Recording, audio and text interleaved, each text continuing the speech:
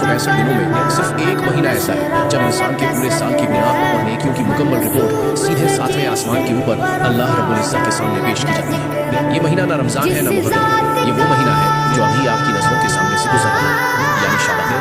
लेकिन अफसोस हम में से अक्सर लोग इसी वक्त सबसे ज्यादा गाफिल यानी बेखबर होते हैं। मेरे भाइयों और बहनों, इस महीने की हकीकत को समझने के लिए हमें मदीना मुनव्वरा के उस मंजर को देखना होगा।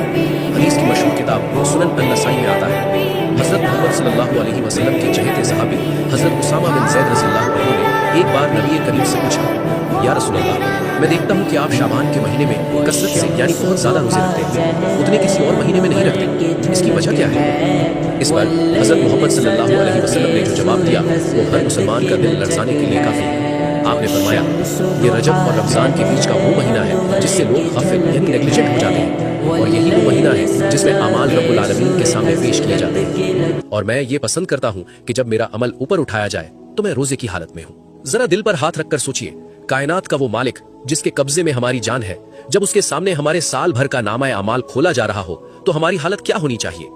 क्या ये वक्त बाजारों में घूमने का है या ये वक्त गफलत की नींद सोने का है? उलमा लिखते हैं कि शाबान का महीना बीज बोने का महीना है। अगर आप शाबान में इबादत का बीज नहीं बोएंगे तो रमजान में फसल कैसे काटेंगे? शाबान दरअसल रमजान की रिहर्सल है।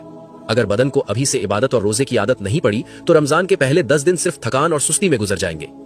अम्मा जान हजरत आयशा रज़ियल्लाहु अन्हा फरमाती हैं कि मैंने रमजान के अलावा हजरत मोहम्मद सल्लल्लाहु अलैहि वसल्लम को शाबान से ज्यादा किसी महीने में रोजे रखते नहीं देखा।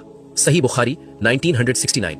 वो जात जो गुनाहों से पाक है वो तो इतनी फिक्र करे कि मेरा अमल रोजे की हालत में अल्लाह के पास जाए, और हमारी फिक्र सिर्फ ये है कि ईद के कपड़े कौन से होंगे।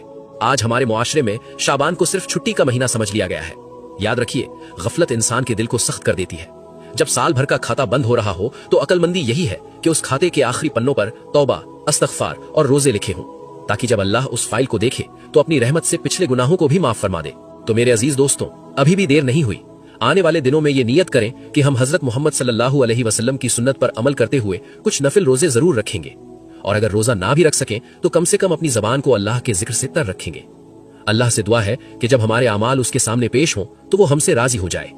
इस पैगाम को एक जिम्मेदारी समझकर शेयर करें, शायद आपकी वजह से कोई एक शख्स गफलत से जाग जाए।